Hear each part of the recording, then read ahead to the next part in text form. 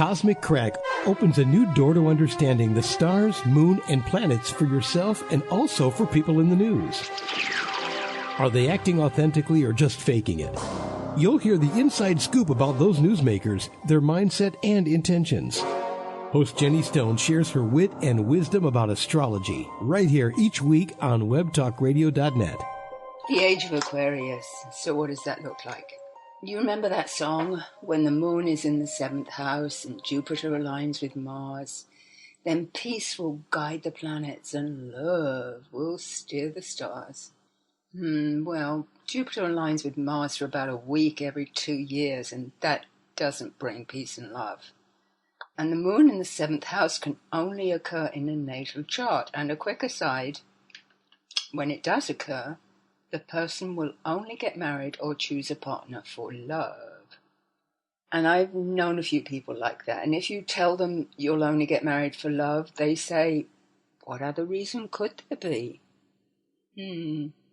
So obviously, whoever wrote the lyrics doesn't know anything about the age of Aquarius. But it's a great song and made a lot of people aware that a new age is dawning. Hi, thank you for joining me. This is Cosmic Crack, your podcast to all that's astrology. And I'd like to look at the signs again. I know we looked at them last week. We looked at them as sort of organically growing out of the year, out of the agricultural year, out of the historic survival year. And this year, let's take it up a notch. Let's go to a higher level of understanding. And I find this very elevating, that the signs are not just the seasons, not just the human doing element, but there's also a human being element. So let's look at the signs of the seasons. Aries was the planting season. That's when you get started. It takes courage. Sometimes it takes just getting out there and doing it, digging up the frozen ground, putting down the seeds. The best of Aries is the courage to do it. You know, like the Nike says, just do it. The negative is action without thinking. Then Taurus. Taurus is you planted the seeds, now you got to wait for them to grow. So let's let's get together, be comfortable, have a good meal. The best of Taurus is that comforting element. Just take a moment to be comfortable and look at the beauty of nature around you. The negative of Taurus, and it's the symbol is a bull. And if you've ever seen bulls, they're placid, they're wonderful, they're peaceful until they get riled up. And then they'll chase you like crazy four times around the block. So don't get a Taurus mad. It takes a long time to get them mad, but once they are mad, they don't calm down so fast. And then we have Gemini. And Gemini is the crops are growing, the seeds are sprouting, everything's coming to life. Let's get together with the neighbors. Let's tell stories. How is your family doing? How is the little one growing up? The negative is going in too many directions. You know, got to come back. But then we get to Cancer, which is the stay home. And I always thought interesting that it's a water sign. But if you think about agriculture, summer is the growing season, but you do have to water the crops. The negative of Cancer is those moods, those sudden thunderstorms out of nowhere, and then the sky's clear and everything's perfect again. And then we get through that summer growing season. Oh, and the best of Cancer is the summer fruit. Oh, the best strawberries right off the vine. That tomato that really tastes like something you've never tasted before. And Leo has a bit of that because it's the dramatic. It's let's have a party. Let's roll out the red carpet. Let's be generous with, I have this bushel of tomatoes. Would you like some tomatoes? Of course you would, because I've got too many. Oh, but thank you. I'll have a watermelon. It's leadership. It's generosity. The negative is there can be a bit too much drama. And then we get to Virgo, which is the harvest, and you have to be practical. And you have to be picky. But it's also the season of go back to school. Decide what you want to study. Decide your plan for the rest of the year and your practical plan. And the negative is Virgo can be a bit too critical, a bit too picky, a bit too perfectionist. But we got the harvest in. Yay! Let's go to Libra, which is the equinox of the year, the balancing moment when light and darkness is in total balance. And let's celebrate the harvest. Let's get together. Let's have a gathering and enjoy the company. The negative is too much social. Forget about chores. Let's get it all together and have fun. But beyond Libra, we get to Scorpio, which is, it's about the energy to rebirth the whole year. After we've got the harvest in, after we've celebrated the harvest, after we've been social, it's time to get back to the chores and plan for the rest of the year. And there's a sort of selective quality about Scorpio. You can be on the right side of Scorpio and they welcome you in, but you can also be on the dark side of Scorpio and they dig in and they think about what went wrong and what we want to keep and what we want to throw out. And sometimes it's let's keep these friends and not those, because those friends are maybe not so wonderful. The negative is going in the wrong direction, is the digging for dirt.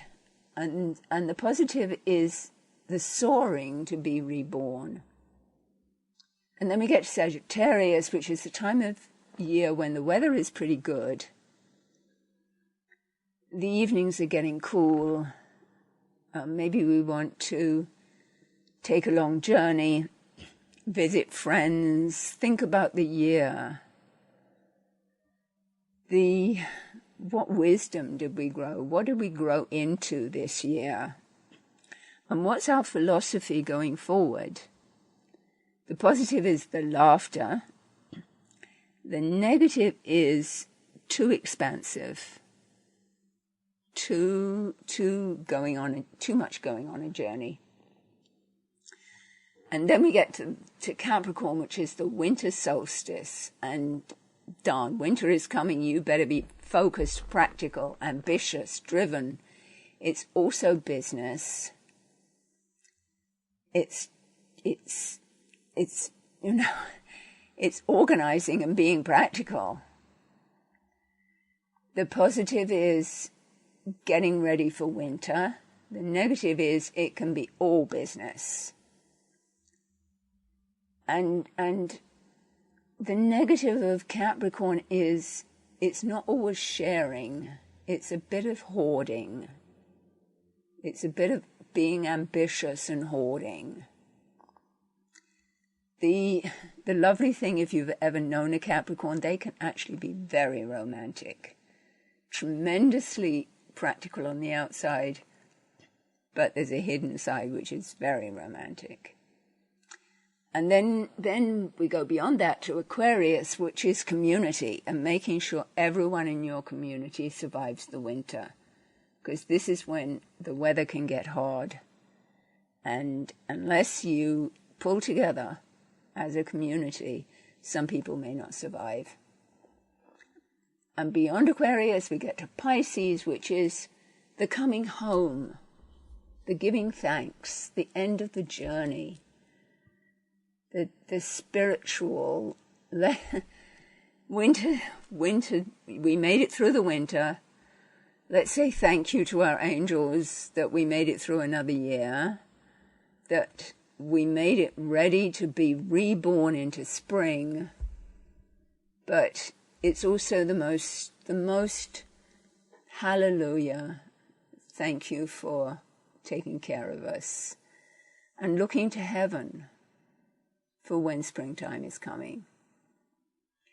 But what I find very interesting is that, yes, we can anchor the signs in the seasons, and that's the human doing element.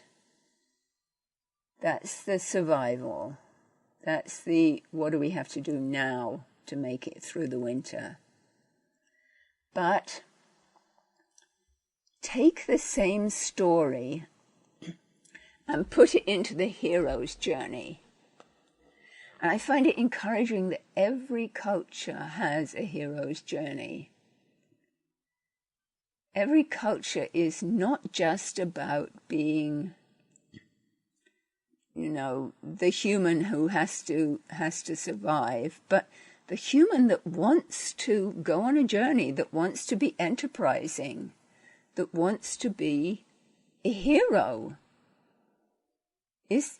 That's the most amazing thing about humans.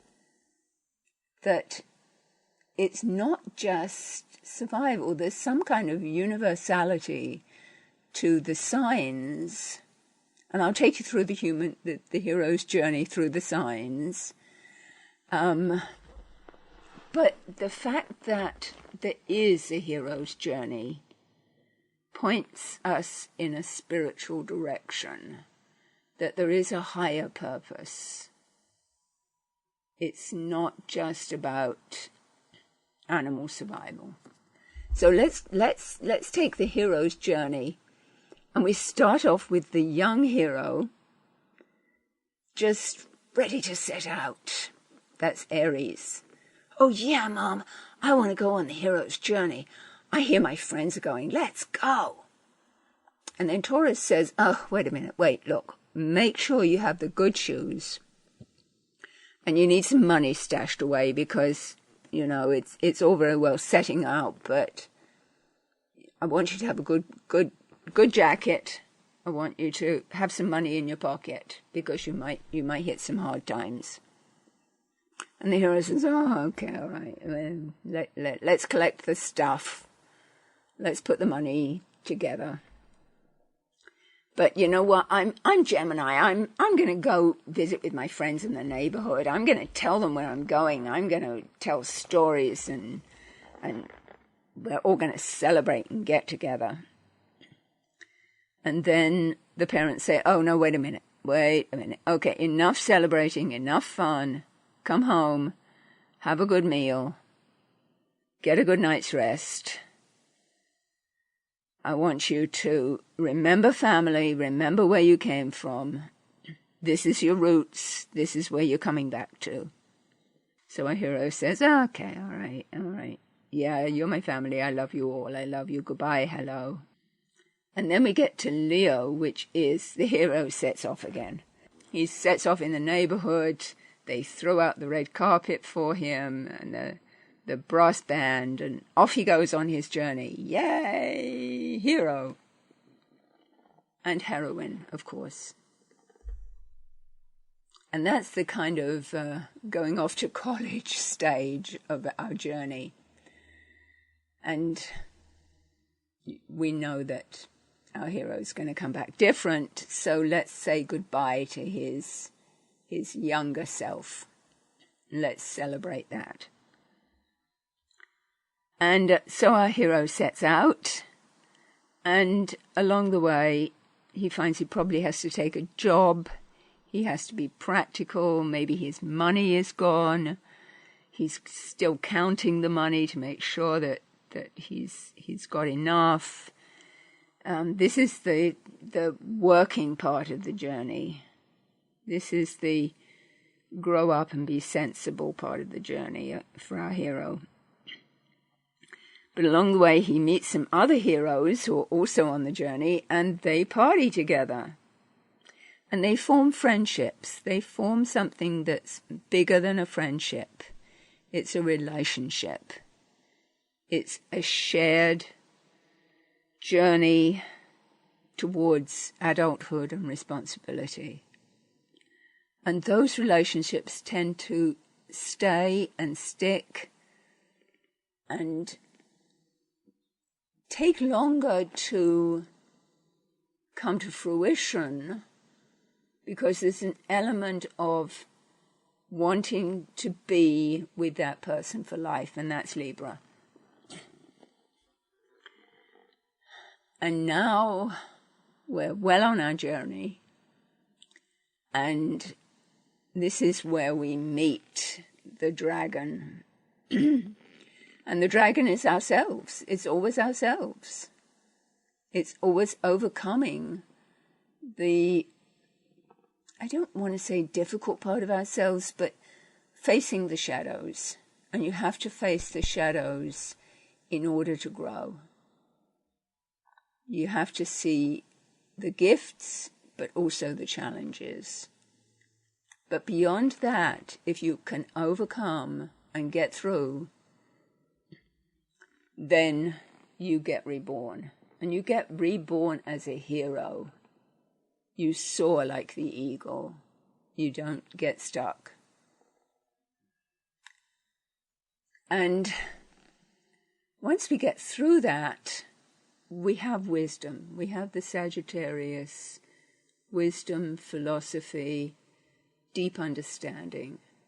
But yay, we got through it. And now we want to go home, but there's a mountain to climb, and that's Capricorn. And we have to climb that mountain in order to turn around and see the promised land. So, Capricorn, the winter solstice, the moment of truth, and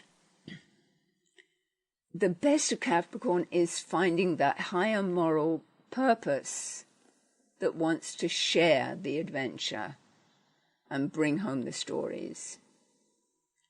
And that becomes Aquarius, the community, which is on the way home. Our hero is going to share his adventures with others, perhaps with foreigners, but he's going to make them community. And finally, yay, our hero comes home. Let's throw him a celebration, the end of the journey.